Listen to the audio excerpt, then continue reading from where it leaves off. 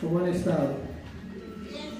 Muy bien, eso se escucha. ¿Cómo han estado? Bien, bueno. ¿Qué tal les parece el anuncio del celular? ¿Bueno o malo? Bueno. Sí, porque algunos están esperando que los llamen al celular, o sea, que Dios los llame al celular. Pero todos los que viven pegados al celular están esperando que Dios los llame al celular. ¿Creen que Él los va a llamar ahí por el Face o por la red social? No, Él los llama por ahí. Llama a través de la palabra, ¿ven? Vamos al libro de Marcos, capítulo 3, versículos 7 al 14. Dentro de 8 días, si Dios quiere, vamos a estar con el Ministerio de Alabanza para poder estar con la iglesia. ¿Cómo les parece? Hace falta, ¿cierto? Hace falta los instrumentos, pero hace falta quien nos toque también. Entonces, eso es importante. Marcos, capítulo 3, versículos 7 al 14. Recuerde traer la Biblia, ¿no? Ayer aprendíamos de un pastor que decía, ya no hay que decir abra su Biblia, sino dele clic, ¿sí? Porque la mayoría está en celulares, tablets, computadores. Pues, encienda su Biblia, dicen algunos ya. Pero la Biblia física es importante traerla. Libro de Marcos, capítulo 3, versículos 7 al 14. Mas Jesús se retiró al mar con sus discípulos y le siguió gran multitud de Galilea y de Judea, de Jerusalén, de Idumea, del otro lado del Jordán y de los alrededores de Tiro y de Sidón. Oyendo cuán grandes cosas hacía, grandes multitudes vinieron a él. Y dijo a sus discípulos que le tuviesen siempre lista la barca a causa del gentío, para que no le oprimiesen, porque había sanado a muchos, de manera que por tocarle, cuantos tenían plagas caían sobre él. Y los espíritus inmundos, al verle, se postraban delante de él y daban voces diciendo: tú eres el Hijo de Dios. Mas él les reprendía mucho para que no le descubriese. Después subió al monte y llamó así a los que él quiso, y vinieron a él, y estableció 12 para que estuviesen con él y para enviarlos a predicar, y que tuviesen autoridad para sanar enfermedades y para echar fuera demonios. A Simón, quien puso por sobrenombre Pedro, a Jacobo hijo de Zebedeo, a Juan hermano de Jacobo, quienes apellidó Boanerges, esto es, hijos del trueno, Andrés, Felipe, Bartolomé, Mateo, Tomás, Jacobo hijo de Alfeo, Tadeo, Simón el cananista y Judas Iscariote, el que le entregó, y vinieron a casa. Padre, hoy te damos gracias por tu palabra, Señor. Gracias por el privilegio de escuchar, que aún podemos escuchar tu voz, Dios, en las Escrituras. Te pido, Señor, que traigas revelación de ellas a la iglesia, que seamos sujetos a ella misma, Dios, y que podamos comprender tu consejo para este día, Dios. Háblanos, en el nombre de Jesús. Amén y amén. La enseñanza de hoy se llama Jesús es el que nos llama. Jesús es el que nos llama. Les recuerdo a las personas que nos acompañan que vamos predicando la Biblia parte por parte, o sea, verso a verso. Entonces, estamos en el libro de Marcos y la idea es continuar después con otro libro. Dentro de 15 días vamos a hablar de la vida del apóstol Pedro. O sea, vamos a tomar de aquí la vida del apóstol Pedro, porque Pedro es el que realmente vivió todo el libro de Marcos. Y Marcos era como el copista, el que copió. Él escuchó todo del apóstol Pedro y escribía. Entonces Pedro le contaba todas las historias y Marcos iba escribiendo lo que Dios quería que quedara escrito. Vamos a hablar hoy de cómo Jesús llama a las personas y de cómo ha llamado durante muchos tiempos la vida del ser humano, cómo Dios sigue insistiendo en el corazón de nosotros. Hemos escuchado muchas veces estas frases. Escuche: cuando encontré a Dios. ¿Sí ha escuchado esa frase de alguien? Cuando encontré a Dios. Otros dicen: cuando volví mi corazón a Dios. Otros dicen: cuando llegué a los caminos de Dios. Otros dicen: cuando me entregué al Señor. Y otras frases más. ¿Sí sabía que eso no es cierto? O sea, nadie puede venir al Señor. Que en realidad las decimos porque no conocemos cómo Dios hace el proceso de acercamiento al hombre. Nadie ha encontrado a Dios, Él no está perdido, o sea, no lo podemos encontrar. Dios vino en busca del hombre, Dios trazó un plan perfecto para encontrarse con el hombre, lo creó y Él ya sabía todo lo que iba a pasar. Algunos dicen tal vez que Dios se equivocó al hacer al hombre porque el hombre pecó, no se equivocó nunca. El plan de redención era ¿qué? Perfecto.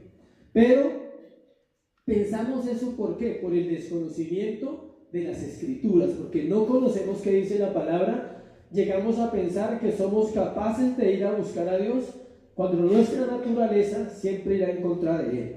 La Biblia nos enseña en todas sus páginas que es Dios quien eligió al hombre, es Él quien lo creó, es Él quien comienza todo el proceso para que nosotros lleguemos a conocerle al menos un poco.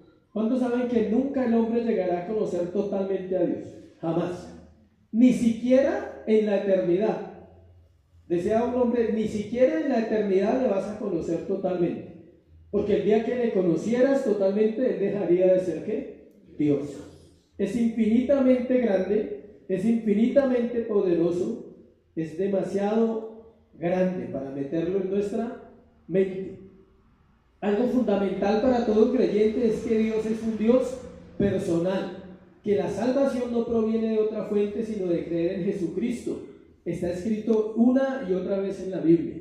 Por ejemplo, Juan 3:16, que es un clásico de todas las iglesias y de todos los sermones, porque de tal manera amó Dios al mundo, que dio a su Hijo unigénito para que todo aquel que en Él cree no se pierda, mas tenga vida eterna. Lo que la gente no sabe es que la palabra creer en ese texto, si vamos al griego, significa conocer. O sea, se podría decir que para que todo aquel que le conozca no se pierda. Y Romanos 10 del 9 a 10 también dice que si nosotros creemos en el Señor, que si confesamos con nuestras bocas que Jesús es el Señor y creemos en el corazón, seremos ¿qué? Salvos. Pero no es la famosa oración de fe, no es eso. Una oración de fe no garantiza la salvación, para que usted entienda. ¿Qué garantiza la salvación? Una relación con Cristo, una relación continua. No el domingo de 9 a 11, esa no es una relación. No el martes de 7 a 9, tampoco es una relación. Es una relación continua, todos los días. No nos salvamos a nosotros mismos, gracias a Dios, que nosotros no somos nuestros propios salvadores. Fue Él quien nos llamó, es Él quien nos amó primero, es Él el que puso la vida por nosotros, es Él el que planeó todo lo concerniente a la salvación. Y por eso tenemos una salvación ¿qué? Segura. Si la salvación fuera basada en nosotros, sería ¿qué? Insegura, porque nosotros somos imperfectos, Él no es imperfecto. Hay una historia muy conocida en la iglesia, de pronto algunos lo han escuchado, pero se la voy a contar como ilustración para ahorita entrar en los puntos, en el tema. Un hombre está frente a un hormiguero, la leí hace muchos años, está frente a un hormiguero, y este hormiguero es gigante. ¿Cuántas hormigas pueden haber en un hormiguero? Millones. Y si hablamos de las chiquitas, pues más. Y si son más grandecitas, pues también hay hartas.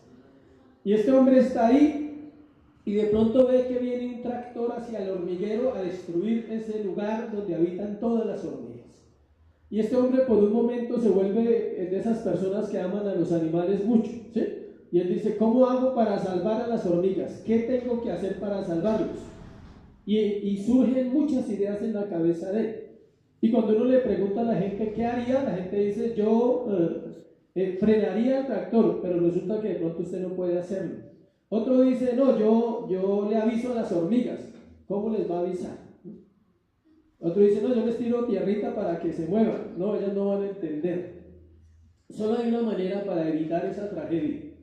¿Cuál creen que es la manera? ¿Quién sabe? ¿Ah? ¿Señora? Muy bien, Chelita, volviéndose hormiga, es la única manera, porque es el único lenguaje que ellas van a entender. Eso fue lo que hizo Jesús para explicar un poquito el plan de salvación. El hombre no entendía nada, de hecho a veces no entendemos. ¿Cuántos conocen personas que no entienden? Y usted les insiste y no entienden, y usted le dice, es muy terco, o sea, es muy terca. No entiende. Solo había una manera para que el hombre entendiera el plan de salvación, y era Jesús haciéndose hombre, viniendo a vivir a la tierra para enseñarnos realmente el plan. El plan perfecto de Dios involucra a Dios Trino, Padre, Hijo y Espíritu Santo. ¿Quién envió al Hijo? El Padre. Pregunta, ¿quién envió al Espíritu Santo? El Padre y el Hijo. No solo el Padre y el Hijo enviaron al Espíritu Santo. Dios quiere vivir en cada corazón para poder trabajar en su creación y restaurar así todas las cosas que sean necesarias en nosotros. Mire, iglesia, el proceso de restauración de un creyente dura toda la vida. Toda la vida usted estará en proceso de restauración.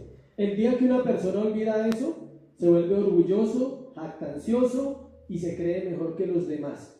Pero el proceso de restauración dura ¿cuánto? Toda la vida. ¿Cuál es el anhelo de Dios? Comunión, no más. Él no anhela otra cosa sino que sus hijos tengan comunión con Él, una intimidad profunda, que lo conozcamos, y solo hay otra manera de conocerlo, es a través de las Escrituras. Así usted haya pensado que había otra manera, la manera original de conocer a Dios es a través de la Biblia. El fin del cristianismo es Cristo, no otra cosa.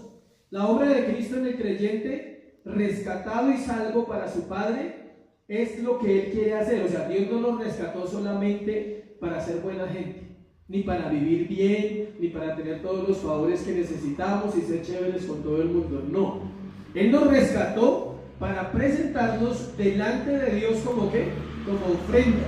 Un día Él va a presentar su iglesia delante del Padre y va a decir: mira, Padre, ahí están los que me diste. Al final vamos a hablar de eso, en el punto 3. Ahí están todos los que me diste, son tuyos, ¿sí? Los salvé, pero ¿cómo es de humilde Cristo? Que Cristo no se lleva la gloria y el honor a toda hora, aunque se la merece. Él lo hace ¿para quién? Para el Padre. Miremos varios aspectos que nos enseñan la manera de Dios proceder al llamar. Vamos a mirar el pasaje entonces. Marcos 3, versículos del 7 en adelante. Primero, Jesús no llamó multitudes. Vamos a dejar claro eso. ¿Jesús qué? No llamó multitudes. Versículo 7 dice: mas Jesús se retiró al mar con sus discípulos y le siguió gran multitud de Galilea y de Judea, de Jerusalén, de Idumea, del otro lado del Jordán y de los alrededores de Tiro y de Sidón. Son una cantidad de ciudades. Oyendo cuán grandes cosas hacía, grandes multitudes vinieron a él. Mire lo que él hizo. Y dijo a sus discípulos que le tuviesen siempre lista ¿qué? Una barca a causa del gentío, para que no lo oprimiese. Hay gente que no le gustan las multitudes. No sé si acá habrá alguien así. Hay gente que dice: no, yo no sirvo para estar en un montón de personas, me siento mal, me siento ahogado, me incómodo. Parece que Jesús, a pesar de que predicó a multitudes y a pesar de que su mensaje, la intención era llegar a miles de personas, parece que él tampoco se sentía muy cómodo dentro de las multitudes, porque él dice: tengan lista una barca, en cualquier momento tengo que salir porque la opresión va a ser muy fuerte. Imagínense que la gente, toda la gente quería que él nos tocara o tocarlo. ¿Eso no pasa hoy en día o sí pasa? Sí pasa, con los ídolos, con la gente famosa, con las estrellas de este mundo, ¿sí? Que van a brillar solo en el mundo porque no van a volver a brillar. Pero Jesús no era ni una estrella, ni buscaba fama, ni buscaba reconocimiento. Él tenía algo específico. El versículo 6 nos dice, antes de donde quedamos hace 8 días, que los fariseos junto con los herodianos tomaron consejo para matar a Jesús. Mire el versículo 6 para conectarnos con lo que compartimos hace 8 días. Y salidos los fariseos tomaron consejo con los herodianos contra él para destruirlo. La muerte de Jesús era la crónica de una muerte ¿qué? Anunciada. Él ya había sido determinado por consejo de Dios, según el apóstol Pedro, que él muriera. Y los herodianos y los fariseos desde ese día dijeron: a este hombre toca matarlo por todo lo que hacía. Versículo 7, versículo 8, comenzamos nuestro pasaje de hoy diciendo que el Señor se retiró al mar con sus discípulos y que de muchas regiones venían multitudes buscando algo que solo él podía hacer. Escuche esto. En el libro de Juan compartimos y en el libro de Marcos que la gente buscaba a Jesús por lo que hacía, no por lo que era. ¿Cuántos quieren que los amen por lo que hacen y no por lo que son? Nadie. Yo no quiero eso. Imagínense que la pareja de uno lo ame a uno por lo que hace. Grave. Porque el día que usted lo haga, ya no lo aman. Deben amarnos, ¿por qué? Por lo que somos. Defectuosos, totalmente. Sin perfección, obvio. Pero la persona debe amarnos así. Y Jesús sabía que esta gente no lo amaba a él por lo que era, sino por lo que ¿qué? Hacía. ¿Qué hacía? Sanar enfermos, echar fuera demonios, darle vista a los ciegos, que los sordos oyeran, que los paralíticos caminaran. Era todo un espectáculo. Imagínese usted ver un hombre como era Jesucristo hacer todo eso en un instante. No era cualquier cosa, era algo especial. Algo claro que ya hemos hablado es que Jesús siempre sabía todas las cosas de las personas, y muchas de estas multitudes le buscaban solo por buscar algo y no buscaban a alguien. Mira el versículo 9 y el versículo 10. Y dijo a sus discípulos que le tuviesen siempre lista la barca a causa del gentío para que no le oprimiese. Nos dice que le dijo a ellos que estuvieran alerta. Él no estaba a favor de las multitudes. El llamado a la iglesia no es un montón de gente viniendo nomás. El llamado a la iglesia son personas que aman a su Señor. No importa que sean pocos o que sean muchos. Tampoco estoy hablando que todas las iglesias tienen que ser pequeñas. No, es como Dios quiera hacerlo. Es como Dios quiera dar el crecimiento en las iglesias. Tanto lo oprimían que él tenía en un momento la oportunidad de salir ¿qué? Corriendo. Se había vuelto un desorden cada visita. Cada vez donde él llegaba a un pueblo había una ¿qué? Revolución. Todo el mundo se volcaba sobre él, pero para recibir milagros. Quizás otros solo eran espectadores del espectáculo. Algunos lo hacían porque estaban enfermos físicamente, otros no. Otros iban a observar, a decir, tremendo hombre, ¿no? ¿Cómo hace? Miren cómo la gente lo sigue. ¿Sí vio que sanó a ese? ¿Sí vio que ese no podía caminar? Y así pasa en todo lugar. A veces en la iglesia hay gente que es ¿qué? Espectadora, como hay gente que viene por lo que viene, y otros vienen a buscar algo que Dios les devuelva. Siempre he explicado esto y tengo que repetírselo.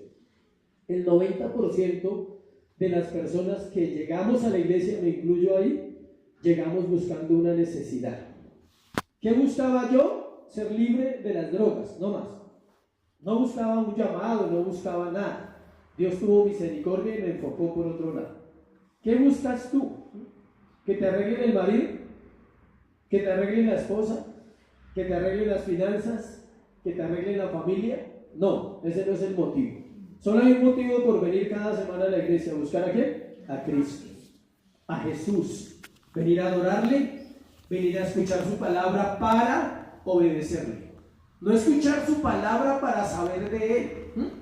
Usted quiere saber de Cristo, ponga en Google Cristo y le aparecen cualquier cantidad de cosas. Pero conocer a Cristo no es saber de él, sino escuchar la palabra para obediencia, para decir, estoy dispuesto a hacer lo que él dice. En el versículo 11 dice que era tal la situación que hasta los demonios aprovechaban, escuche, para estar entre la multitud. ¿Sí ve por qué no le gustaban tanto las multitudes? Porque dentro de las multitudes siempre ha habido cosas espirituales.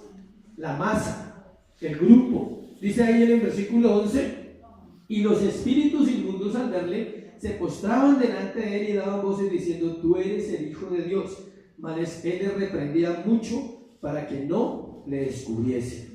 El Señor los reprendía porque él no vino por fama, vino a salvar pecadores perdidos. Si él quisiera fama, los hubiera dejado hablar y hubiera dicho, vayan, díganle a todo el mundo que yo soy el Hijo de Dios. Pero él no buscaba fama, buscaba ¿qué? Salvar pecadores. Nunca encontraremos en la Biblia que Jesús haya llamado personas en medio de las multitudes. Estúdiela y verá que no pasó. Sanó, liberó, alimentó, predicó, pero no llamó personas en medio de las multitudes. Las personas que llamó siempre fue en un ambiente personal, cuando su voz, que es su palabra, penetra en lo profundo del corazón de un creyente, podemos oír su voz llamándonos a una nueva vida que Él nos dará. ¿Sí sabía que no todo el mundo puede a veces escuchar ese llamado a esa vida nueva? aunque usted asista a la iglesia, no siempre se escucha la voz de Dios. Solo se escucha cuando la palabra de Dios se abre en mi mente y baja a mi corazón y yo oigo que Él me está diciendo que es tiempo de arreglar cosas dentro de mi vida. Vamos al segundo punto. Jesús llama a los que Él quiere, versículo 13. Póngale cuidado a lo que dice ahí, que aquí nos vamos a centrar un ratito. Después subió al monte y llamó así, ¿a quiénes? A los que Él quiso. Y vinieron a Él, dejémoslo hasta ahí, solo el versículo 13. Jesús llama a los que Él quiere. Más claro no puede estar. El que llama es Jesús, ese es el tema de hoy. Y el texto dice que es a los que Él quiere. Hay gente que dice, yo quiero servirle a Dios. Tristemente no puede a veces. No tiene el llamado, no ha sido llamado por Dios. Otros han sido llamados y están desobedeciendo a ese llamado. Es diferente el caso. Hay gente que sí ha sido llamada por Dios y está desobedeciendo al llamado. Dios tratará el corazón con misericordia y con amor, pero lo enfocará hasta que llegue a ¿dónde? A su llamado. Por eso el perfil de las personas llamadas a un ministerio o en la iglesia a servir siempre es un poco difícil de aceptar para los que se creen buenos. El proverbista es muy sabio, dice que la tierra se escandaliza por varias cosas y entre ellas nombra una, refiriéndose a que cuando una persona humilde o noble gobierna, dice, porque la gente está acostumbrada a la pompa. La gente está acostumbrada a que si el pastor no tiene carro, entonces no puede ser pastor. La gente está acostumbrada a que si la iglesia no tiene tapete, entonces no es una iglesia. Lastimosamente mucha gente aprendió así. Pero la forma como Dios actúa en una vida individualmente es especial, porque Él siempre busca lo que dice en 1 Corintios 1, 27-29. Léalo ahí, venga, lo miramos y se da cuenta de lo que Él busca. ¿Cómo es que Él llama? Dice 1 Corintios 1, 27-29. Sino que lo necio del mundo escogió Dios para avergonzar a los sabios, y lo débil del mundo escogió Dios para avergonzar a lo fuerte. Y lo vil del mundo y lo menospreciado escogió Dios, y lo que no es, para deshacer lo que es, a fin de que nadie se jacte en su presencia. Dios no escoge lo que nosotros pensamos. Siempre que Dios ha llamado vidas, siempre ha visto en esas personas estas características. ¿Alguien ha sido necio en este lugar aparte de mí? Siempre hemos sido necios. Él escoge gente necia, gente débil y gente ¿qué? ¿Qué dice ahí más? Vil. Gente necia, gente débil y gente vil. Y cualquiera que sea honesto y sensato con su corazón reúne los tres requisitos en este lugar. Todos hemos en algún momento sido así, necios con Dios, vil, venimos de un pasado del mundo y aparte de eso también hemos sido ¿qué? ¿Cuál era la otra? Débiles. Somos débiles. Por eso la Biblia dice, digan débil, fuerte soy. El mundo te enseña que tú eres fuerte. Dios te enseña que eres débil. Él dice, tú eres débil. Es un misterio la forma como se produce la salvación en un alma, pero sucede porque Él quiere. Siempre podemos asociar esto con Jesús. Cuando Jesús vino a la tierra, ellos esperaban un perfil alto, un político, un militar, alguien que trajera una guerra contra Roma. Y van y encuentran a un carpintero, nacido en un pesebre, de una familia humilde, pero era Dios. Y Dios sigue repitiendo su patrón. Dios no busca gente que se crea buena, iglesia. Dios busca gente que reconozca que necesita ¿qué? Ayuda, pero sobre todo la ayuda de Dios. Las cosas no comenzaron en Marcos, todo ya había sido plenamente establecido por Dios para ese momento. Solo era la confirmación y muestra de una obra que ya estaba consumada. Cuando Él habló aquí del llamado a los discípulos, no comenzó ahí. Ya todo estaba planeado. Entendamos algo. Dios es eterno. ¿Alguien se ha preguntado qué es la eternidad? Hay miles de conceptos. El más común es mucho tiempo. ¿Sí? Uno dice la eternidad, ¿qué es? Mucho tiempo. Otros dicen, no, es todo lo que no está aquí. No. La eternidad no se puede definir con tiempo, porque precisamente no hay tiempo. En la eternidad no existe el tiempo. En la eternidad no hay ayer, no hay hoy y no hay mañana. Por eso Dios es eterno, porque no hay ayer para Él, no hay un hoy y no hay un mañana. Un mañana Él permanece ¿para qué? Para siempre. Nosotros sí vivimos basados en eso, en el tiempo. Nos afecta el pasado, descuidamos el presente y no tenemos idea de qué va a pasar cuando en el futuro. Eternidad significa sin tiempo, no existe el tiempo en la eternidad, es allí donde Dios está. Por eso es incomprensible para las personas aceptar esta oferta, Dios llamando al hombre a través de la obra de su Hijo. ¿Quieres saber por qué es difícil el cristianismo verdadero? Por eso, porque es incomprensible entender cómo un Dios tan grande y majestuoso se metió en la vida de un hombre llamado Jesús solo con un propósito: amarnos a nosotros y darnos la oportunidad de conocerlo y de servirle. Ese era su propósito. Lo que Él pide es que aceptemos, creamos que lo que sucedió en la cruz del Calvario es cierto, y es cierto porque la Biblia lo dice, y si la Biblia lo dice es verdad porque ella es la palabra de Dios. Esa frase la he repetido. ¿Cuántos creen que la Biblia es la palabra de Dios? Amén. ¿Por qué no la obedecemos? Si es la palabra de Dios. No habría dudas, pero ese es el misterio de la salvación. Cómo Dios llama a una vida. Encontramos el plan de redención completo en toda la Escritura. Escuche algunos ejemplos. Dios salvó a Noé para entender cómo Dios llama a una vida. Dios salvó a Noé y a su familia porque Él quiso. ¿Había más gente en la época de Noé? Miles. ¿Por qué Noé, su esposa, sus 3 hijos y las 3 esposas de los hijos? Porque se le dio la bendita voluntad. Él quiso que fueran ellos. ¿Había podido ser el vecino de Noé? Sí. ¿Había podido ser un primo de Noé? Sí. Lo que quiero hoy compartir es entender eso. Es Él el que llama como quiere. Y si tú tienes un llamado y si Dios te hace la oferta, tómala. Es la mejor vida que Dios ofrece. Escogió a Abraham para conformar a Israel porque Él quiso. Escogió a Jacob para crear las 12 tribus de Israel. ¿Por qué? Porque Él quiso. Y son solo ejemplos del Antiguo Testamento donde vemos que Dios es el que llama. El versículo 13 de acá donde estamos hablando dice que después subió al monte y así a los que Él quiso y vinieron a Él. Y dice que vinieron a Él. Dice que vinieron a Él. No hay otra salida. Luego que Jesús escoge, ninguna persona rechaza. Cuando Jesús llama a una persona verdaderamente, esta persona empieza a ser impulsada por Dios, es nacido de Dios y empieza a tener un crecimiento gradual en la vida cristiana. Yo me pregunto, en algunos casos de personas que conocemos, ¿por qué no crecen? Y entro a meditar en eso y digo, Señor, tú nos llamaste. ¿Por qué no hay crecimiento personal? No estoy hablando de que se traiga aquí 2 buses. No, estoy hablando por qué usted no crece en su carácter cristiano. ¿Por qué no se evidencia más de Cristo en su vida? Tal vez no ha asumido el llamado. Tal vez ya lo llamó, pero no ha venido a Él, como ellos. Dice que Él los llamó y ellos ¿qué? Vinieron a Él. Hay gente que Dios los llamó y han venido a la iglesia nomás, pero no han venido a Cristo.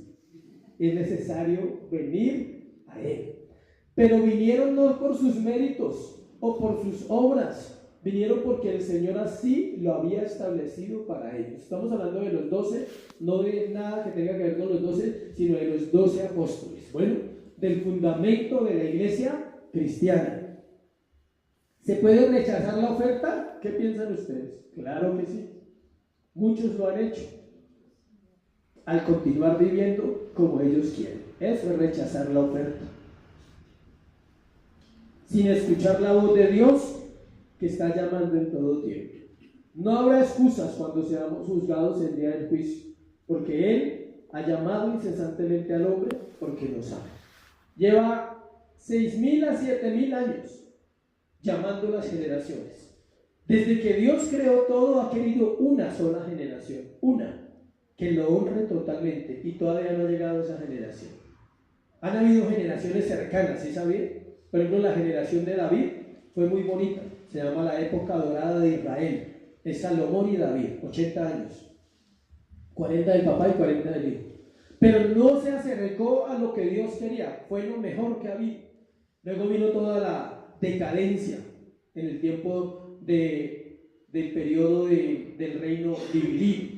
Encontramos versículos claros donde vemos la forma de llamar. Vamos a ver dos formas dentro de este mismo punto. ¿Cómo se llama este punto? A ver si están atentos. Jesús llama lo que quieres. Pero hay dos formas. Si quieren anote ahí una forma general. Vamos a ver cómo Dios llama generalmente a la gente. Dios llama a través de su palabra, la cual es una información, pero también es una ¿qué? Invitación.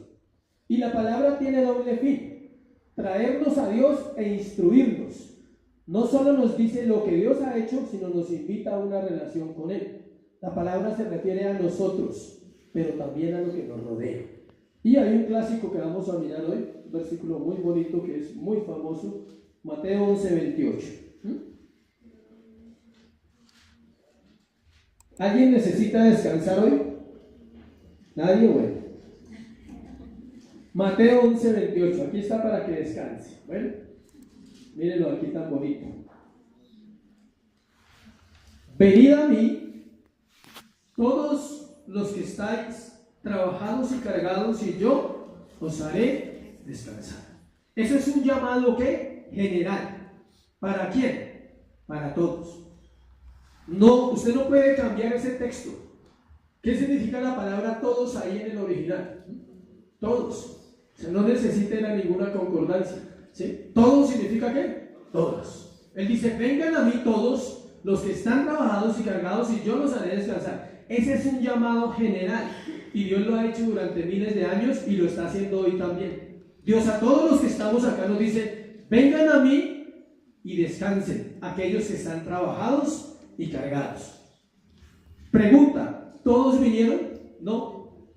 Viene el que cree, el que considera que la Biblia es verdad y que ese versículo es para usted y para mí hoy, y nos está diciendo, vengan. ¿Hay cargas? Hay gente que dice, no, pero yo no tengo problemas.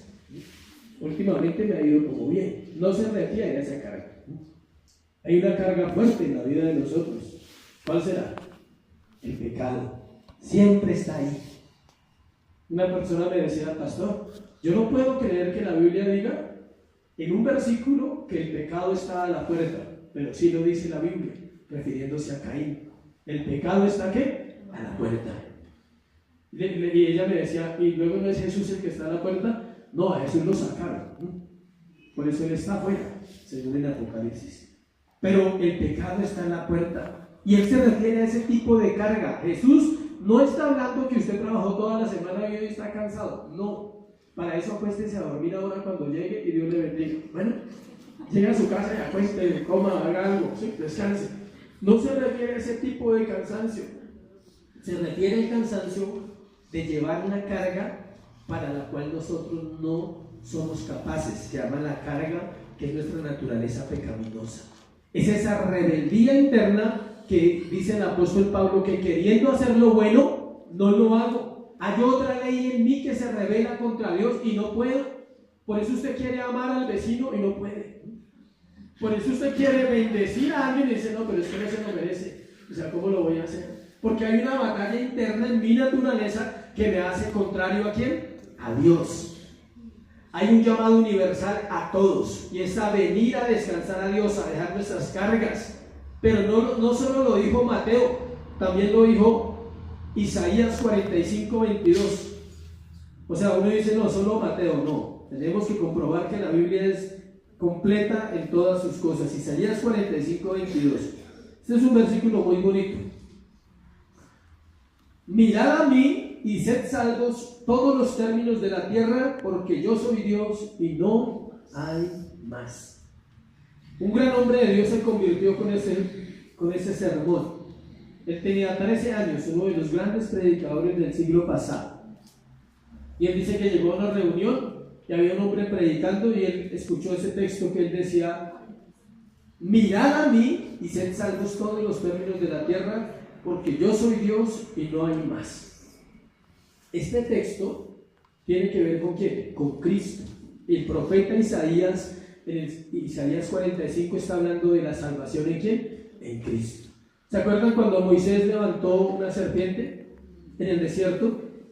Y él le dijo al pueblo que si estaban enfermos y que si tenían algún problema de enfermedad, vinieran y miraran a la serpiente y serían sanos. Era un prototipo ¿de qué? De Cristo que iba a venir a futuro.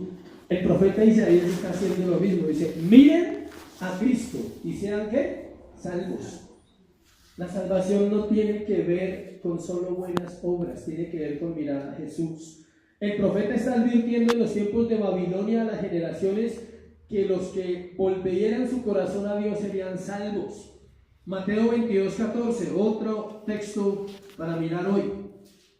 Mateo 22:14.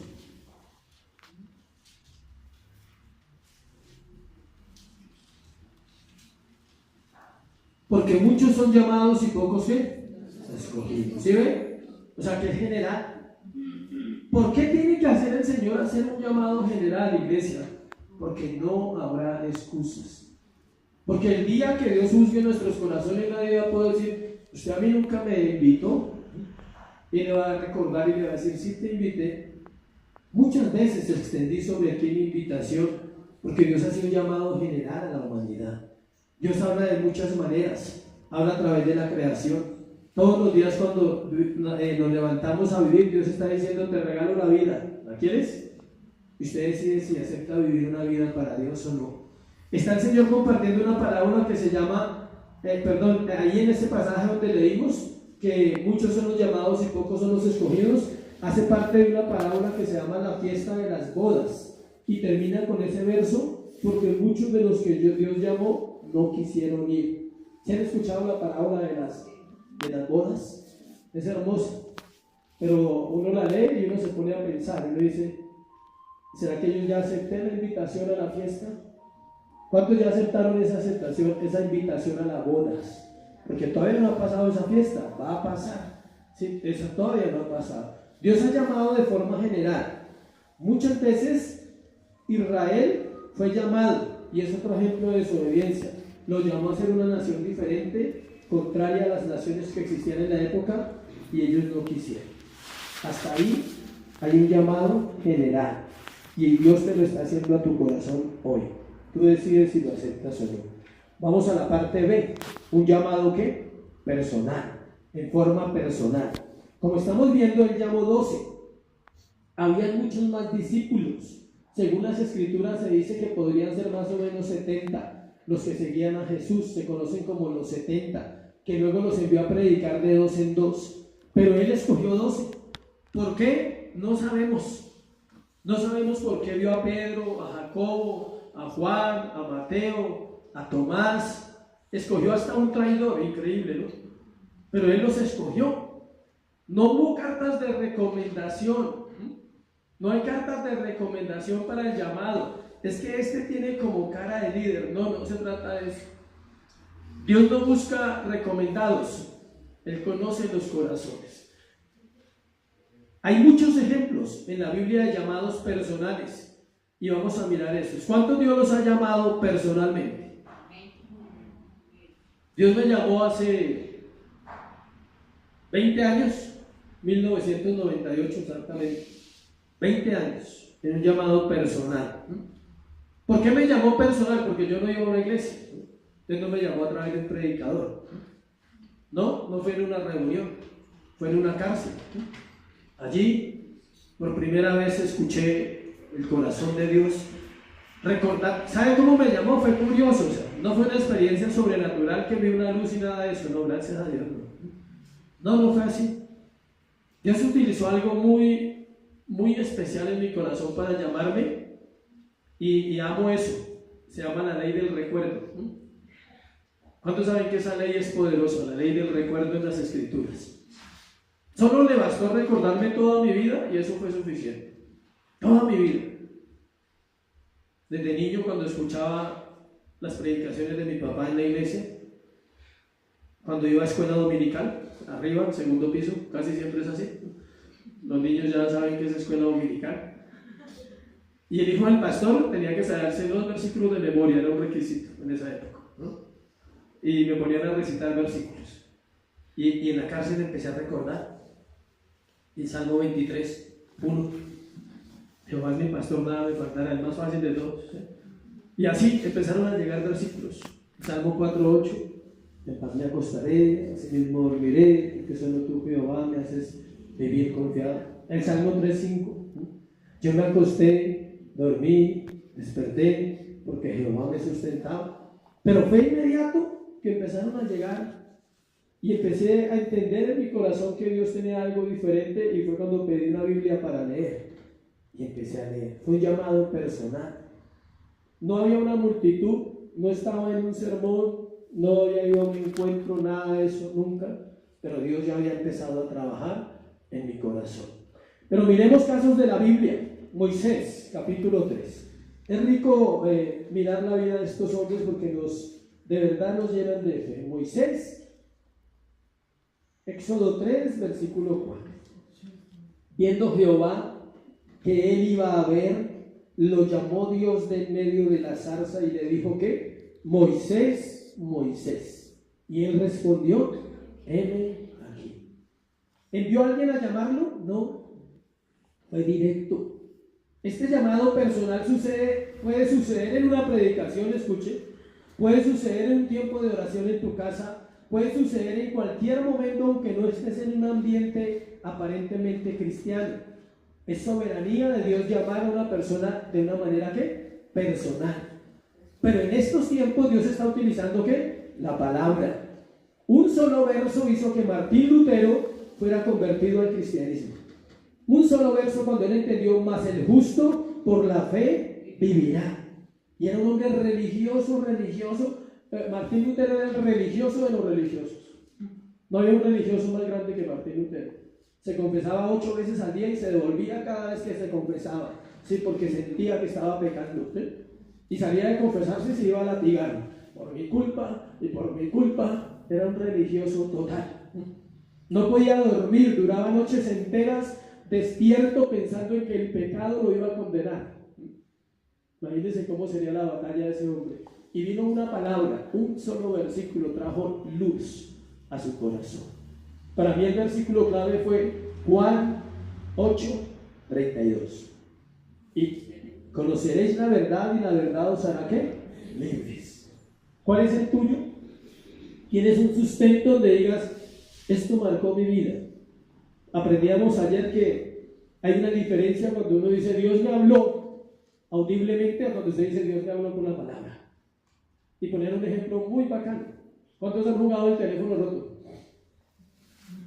Que usted arranca aquí, mi esposa dice una palabra y sigue aquí, y cuando llega allá donde yo, ya no es la misma palabra. Porque es una voz que audible. Y Dios en este tiempo llama por la palabra. Y es diferente si mi esposa toma un papel y escribe amo mucho a mi esposo, por ejemplo. ¿Sí? Y la pasa de aquí hasta donde yo le llega el mismo papelito y dice amo mucho a mi esposo. No se pierde en el camino. Por eso las revelaciones extrañas hay que tener cuidado. Dios se revela a través de ¿qué? De su palabra. ¿Qué estaba haciendo Moisés cuando Dios lo llamó? Versículo 1 de Éxodo 3. Apacentando Moisés las ovejas de Yetro su suegro. O sea, tenía esposa y tenía suegro. Me imagino que era un buen suegro. No dice que estaba durmiendo, que estaba foqueando por allá lleno de pereza, no. Estaba cuidando ovejas. Hay gente que dice, yo quiero servir, empiece, ya.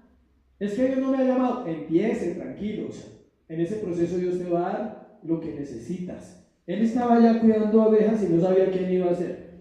Moisés no sabía que iba a ser el libertador ¿de qué? De Israel. Él no sabía que Dios le iba a confiar más de 2 millones de personas para sacarlos del desierto. Estaba cuidando un poco de ovejas y no se imaginaba todo el proceso que Dios lo iba a llevar. Jeremías capítulo 1. Escogí unos poquitos porque hay muchos, pero para hablar de este tema. Jeremías 1:5. Antes que te formases en el vientre, te conocí. antes que nacieses te santifiqué y te di por profeta a las naciones. Casi todas las personas que tienen un llamado responden de esta manera. Yo dije, Señor Jehová, aquí no sé hablar porque soy niño. Eso que no le leí las excusas de Moisés. Tartamudo, no sé hablar, ¿qué hago? Se ha pensado que predicar es muy difícil. Se ha pensado que servir en una iglesia o tener un llamado es muy difícil. No, lo que pasa es que hay que empezar a hacerlo. Pero todos le pusieron excusas. Moisés le puso excusas, Jeremías le puso excusas, varios le pusieron excusas. ¿Y cuántos saben que todavía el mismo patrón sigue repitiéndose? Seguimos poniendo ¿qué? Excusas. No es que yo no sé hablar, no es que yo llevo muy poquito en la iglesia, no es que yo no he ido a un encuentro, nada de eso tiene que ver. Eso no garantiza el llamado de nadie. ¿Qué garantiza el llamado? Él quiere, Él quiso, Él puso sus ojos sobre ti, sobre mi vida, y nos está dando la oportunidad de conocerle en este tiempo. Este es bonito, este llamado, Samuel. Es uno de los más bonitos de la Biblia, porque hay llamados de llamados, ¿no? Pero este es muy, muy especial, porque lo llama chiquitico. No, este hombre no era como Jeremías, que ya tenía como 17 años. Moisés, ¿cuántos años tenía Moisés cuando Dios lo llamó? No, ya. 80. 40 fue cuando mató al egipcio. Y ahí Dios no lo llamó porque tenía que ir a pagar 40 años de pena por ese homicidio en el desierto. Ahí le cobró el homicidio, 40 años en el desierto. Y luego ya que lo santificó, entonces lo llamó. Samuel 1:4. Cuando llegaba el día, Primera de Samuel,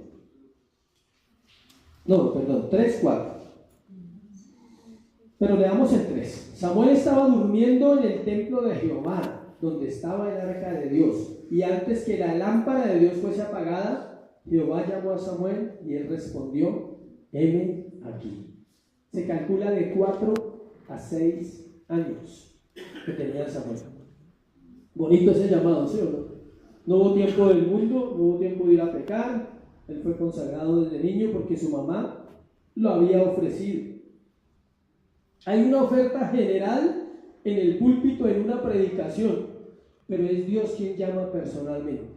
Dios puede tomar una palabra en el sermón, ponerla en tu corazón, hacerla arder como la zarza ardía y traerte convicción en el corazón de que Dios te está llamando para un propósito específico en tu vida y en donde todo empieza a cambiar.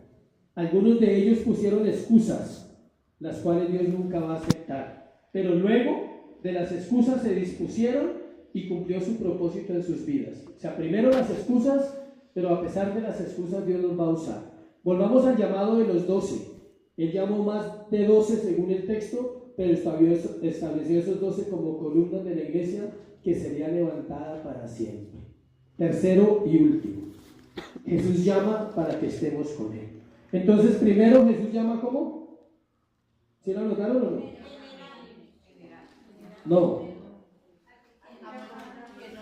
No llama multitudes. Jesús no llama multitudes, es el primer punto. El segundo, Jesús llama al que quiere. Y vimos dos formas, general, personal. Y tercero, Jesús nos llama para que estemos con Él. Esta es la parte más bonita. Este es el desenlace más bonito.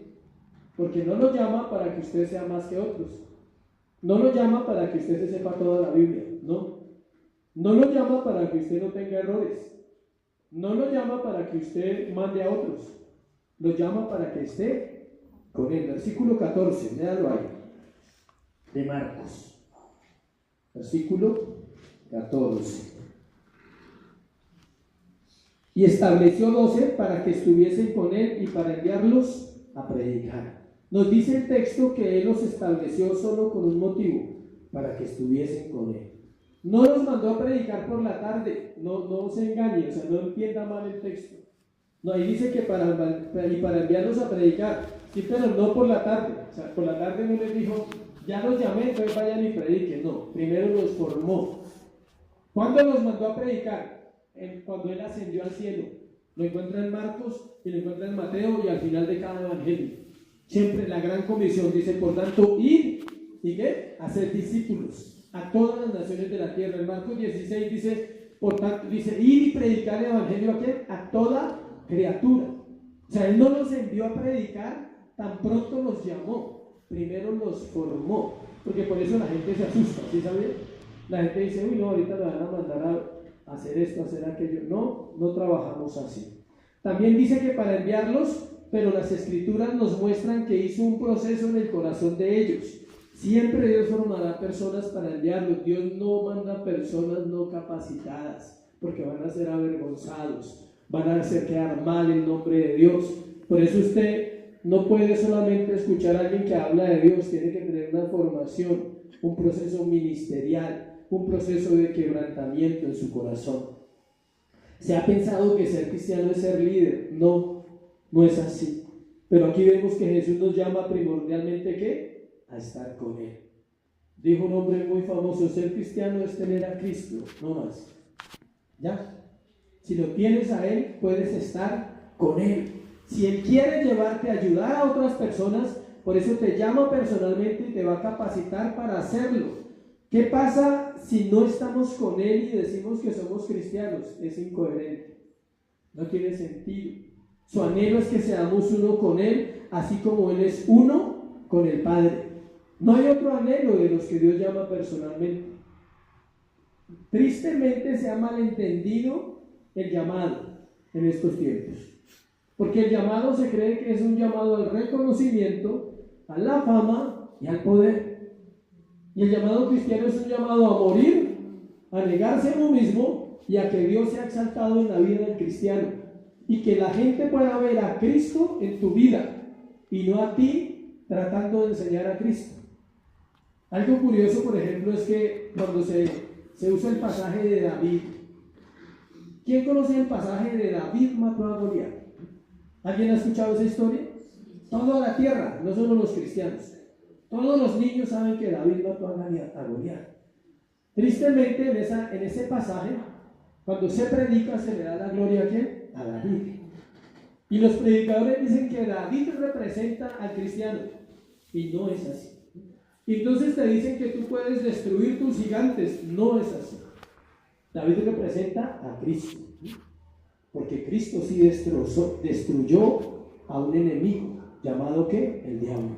Y lo destruyó para darnos la oportunidad de servirle, de conocerle.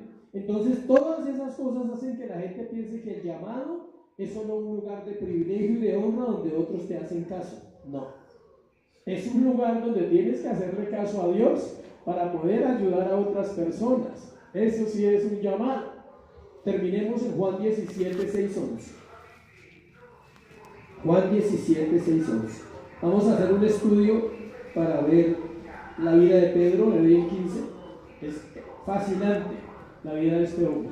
Vamos a procurar cubrir la biografía de Pedro. Y yo sé que Dios nos va a hablar mucho, porque ese tema de hablar del apóstol es impresionante. Como ahí sigue después del 14 la lista de los apóstoles, no vamos a ver los 12, si no nos quedamos ahí, no avanzamos con Marcos. Solo vamos a ver la vida de ¿quién? De Pedro. ¿Por qué? Porque él es el que Dios le regaló este libro llamado Marcos, que lo escribió Juan Marcos. Juan 17, 6, 11. Nos deja ver el corazón de Jesús este pasaje con respecto a los que Él llamó, pidiendo al Padre que nos cuide, que nos guarde y que seamos uno con Dios. Escuche, esta oración es conocida como la oración más importante de la Biblia que Jesús realizó. Pero esta oración la hace por aquellos que Él llamó, que eran sus 12. Entonces, esta oración tiene que ver con usted y conmigo cuando aceptamos un llamado y cuando seguimos a Jesús. ¿Y qué quiere decir eso? Todo lo que Él pide, escuche, es bonito, dice 6, versículo 6. He manifestado tu nombre a los hombres que del mundo me diste. Tuyos eran y me los diste y han guardado tu palabra. Prácticamente encontramos las características de una persona que tiene un llamado por Dios, no por la iglesia. ¿Sí saben que la iglesia también puede llamar personas? Y se equivoca. Siempre que la iglesia llama personas, ¿qué? Se equivoca. Cuando el hombre llama al hombre, se equivoca. Y cuando Dios llama, no se equivoca. Aunque llame lo más vil de la congregación, siempre acertará. Por eso uno tiene que orar tanto por sabiduría, decirle: Dios, rodéanos de las personas que tú tienes para el ministerio, porque son personas que no van a sufrir, ¿sí sabías? ¿Por qué sufre la persona en la iglesia cuando se trata de servir? Porque a veces no conoce al Dios que le llamó. Tiene el llamado, pero no conoce al Dios que le llamó. No se ha metido con Él, no ha ido a la presencia de Dios a decirle: Señor, tú me llamaste, ¿cierto? Ayúdame, ten misericordia de mí. Hay gente que le molesta que uno le diga eso, pero se molesta cuando uno le dice: pídale a Dios que tenga misericordia de usted, por favor. ¿Sí? No es una molestia, debe ser así. Yo se lo digo a la gente y siento la molestia, porque ellos piensan que uno los está juzgando, que uno le está diciendo: usted no es nadie, usted necesita misericordia. No, es un patrón para todos. Necesitamos que su misericordia, o sea, ¿qué es misericordia a propósito? Ya lo sabemos, ya lo hemos dicho cada rato, por favor, no me hagan quedar mal. ¿Qué es misericordia? Te va a tocar hablar de misericordia dentro de 8 días. No darle a alguien lo que se merece, o sea, eso es misericordia. Entonces, no se ponga mal cuando usted va a ir y dice: Señor, ten misericordia de mí, o sea, no me des lo que me merezco, dame lo que me prometiste, tu gracia, tu favor para mí. Escuche, dice que han guardado ¿qué? Su palabra. Eso es clave en una persona que quiere un proceso verdadero con Dios. Versículo 7: ahora han conocido que todas las cosas que me has dado proceden de ti. Han conocido. ¿Ahora qué? Han conocido. O sea, que antes no conocían, ahora ¿qué? Conocen. Eso es importante. Usted ahora tiene que conocer qué es lo que Dios tiene para usted. Dice: han conocido que todas las cosas que me has dado proceden de ti. Todo este libro procede de Dios.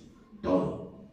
Cualquier parte de la Biblia que Dios quiera hablarle a usted, le va a hablar. Y usted debe entender que todas las cosas que Dios nos ha dado en la palabra proceden ¿de quién? De Él. Versículo 8: porque las palabras que me diste les he dado, y ellos las recibieron y han conocido verdaderamente que salí de ti, y han creído que tú me enviaste. 3 cosas ahí: recibieron, conocieron y creyeron. Recibieron, conocieron y creyeron, dice el versículo 8. Ellos recibieron, han conocido verdaderamente que salí de ti, y han ¿qué? Creído. Ese es el verdadero creyente. Recibe, conoce y cree. ¿Qué pasa cuando usted conoce a Dios? Sigue creyendo más fuerte. Entre más lo conoces, más le crees. Entre menos lo conoces, más batallas con tu fe. Vienen dudas todos los días. ¿Yo qué hago aquí? ¿Será que sí? Yo como que no sirvo para esto. No, como que antes mi vida era mejor. ¿Por qué vienen esas dudas? Porque no le conocemos. Versículo 9. Yo ruego por ellos, no ruego por el mundo, sino por los que me diste, porque tuyos son. Por los que me diste, o sea, por los que Él llamó, porque Él quiso llamarlos. Versículo 10. Y todo lo mío es tuyo, y lo tuyo mío, y he sido glorificado en ellos. Impresionante eso. Cristo se glorificó en los que llamó, y se sigue glorificando. ¿Qué es glorificarse en una persona que Él llamó? Respaldarlo. Respaldar su palabra, respaldar la predicación, respaldar su familia, respaldar todo lo que usted hace. Cuando Dios puso los ojos sobre su vida, lo hace para respaldarlo y para glorificarse y decirle al Padre: Él o ella es hijo mío y es aprobado por mí y es respaldado por mí. Versículo 11: ya no estoy en el mundo, mas estos están en el mundo. Yo voy a ti, Padre Santo, a los que me has dado, guárdalos en tu nombre para que sean uno, así como nosotros. ¿Para qué somos guardados? Para ser uno, no para hacer lo que quiero. ¿Para hacer qué? Uno, no para yo hacer mi voluntad. Y terminamos con un texto que está en 2 Corintios 6:2. En la invitación de hoy, de parte de Dios, para su vida. 2 Corintios 6:2. Si lo encontró primero que yo, puede leerlo ahí en su mente para que lo reciba usted solito. Bueno, 2 Corintios 6:2.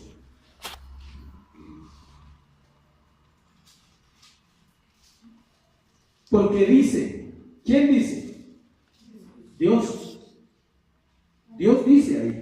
El Espíritu Santo habla a través de ese texto. Dice, porque dice, en tiempo aceptable te he oído y en día de salvación te he socorrido. He aquí ahora el tiempo aceptable. He aquí ahora el día de salvación. O sea que ¿cuándo es el día aceptable y el día de salvación? Hoy. Si alguien dice, Dios nunca me ha hablado, ya no puede decir eso mañana. Dios le envió ese texto desde el cielo a través de la Biblia y a través de un texto para decirle que hoy es el día de la salvación para su corazón. Otro dirá, Dios no me ha llamado, tal vez te llame hoy. Con ese texto es hoy la oportunidad que Dios te dice, ven y estemos a cuentas, ven y hablemos, ven y arreglemos para empezar un proceso nuevo. ¿Qué has hecho en los últimos días? Yo no lo sé porque no vivo contigo. No sé qué habrá pasado en cada miembro de la iglesia el último fin de semana, el fin de semana pasado, dónde estuviste, qué hiciste, a dónde has ido, cómo te estás comportando si eres hijo, cómo te estás comportando si eres esposa, cómo te estás comportando si eres esposo, no lo sé, pero Él sí lo sabe.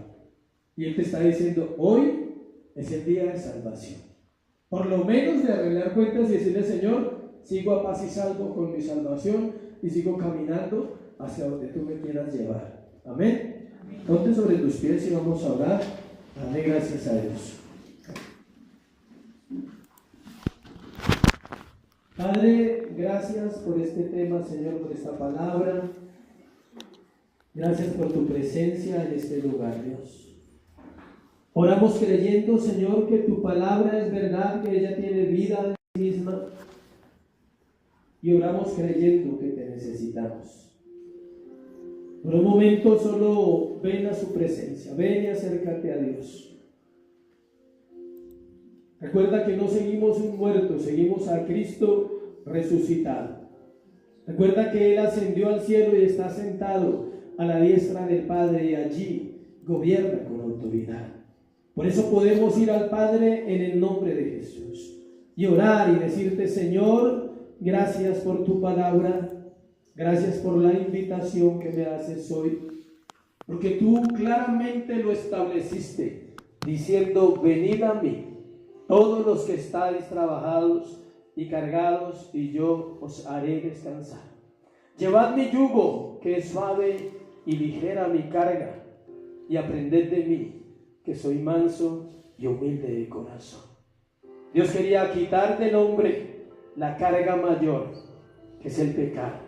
Por eso, si puedes venir hoy voluntariamente a Dios y decirle, Señor, te entrego mi vida, examina mi corazón,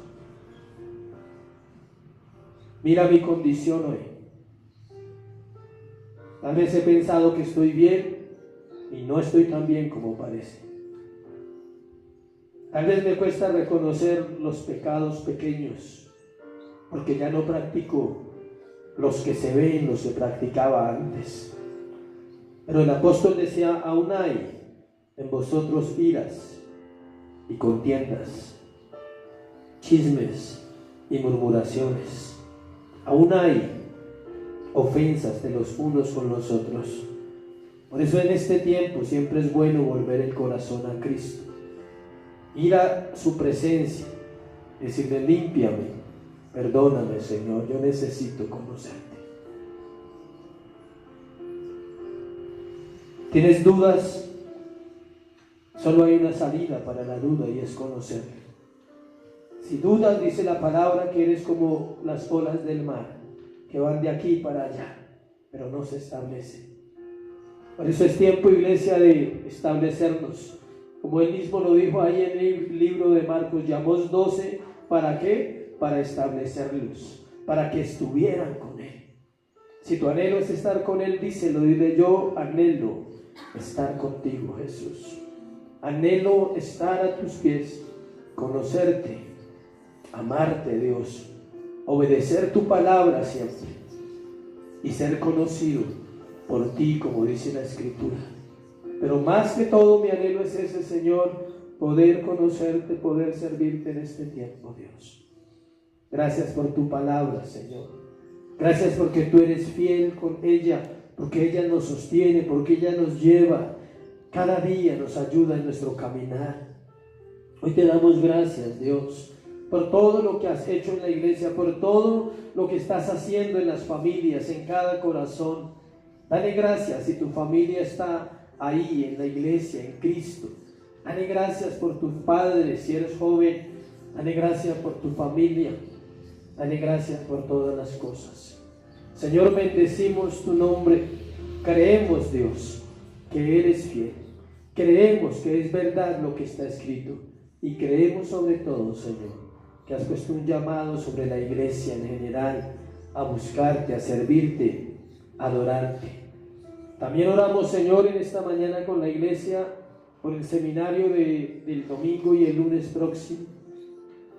Dios, añade los que han de ir a ese lugar, que seas tú poniendo el querer como el hacer. Bendice ese tiempo, Dios, que estemos allí, que sea un tiempo de palabra, un tiempo de búsqueda de ti. Un tiempo quizás para que muchos puedan cumplir Mateo 11:28, venid los que estás trabajados y cargados. Que sea ese tiempo especial, Señor, de despertar a un compromiso con Dios. Añade las personas. Tú tienes la agenda, Dios. Tú sabes quiénes van a ir, tú sabes quiénes van a estar allí. Tal vez ni lo han pensado, pero pueden aparecer, porque tú eres fiel, Dios. Bendecimos ese tiempo, bendecimos la vida del pastor que nos va a acompañar, Señor, también. Pastor Freddy, bendícelo, guárdalo, Dios, y usa su vida con la congregación. Bendice la vida de nosotros, Señor, para estar allí esta semana. Que seas tú aparejando todas las cosas que necesitamos hacer. Te doy gracias por este tiempo, en el nombre de Jesús. Amén. Y amén. Dale un aplauso a Jesús.